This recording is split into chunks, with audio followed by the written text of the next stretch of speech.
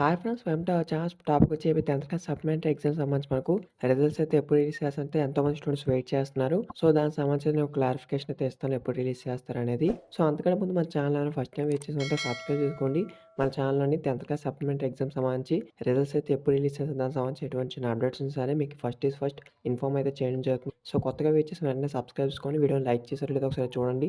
ఒక లైక్ చేయకపోతే వెంటనే ఒక లైక్ చేసి సపోర్ట్ చేయండి.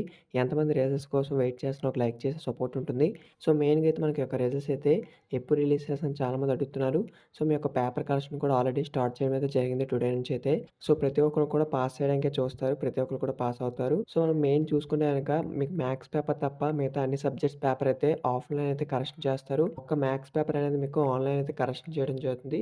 సో, గవర్నమెంట్ అయితే రూల్ అయితే పెట్టిందనమాట. అందుకే ఈ విధంగా జరుగుతుంది.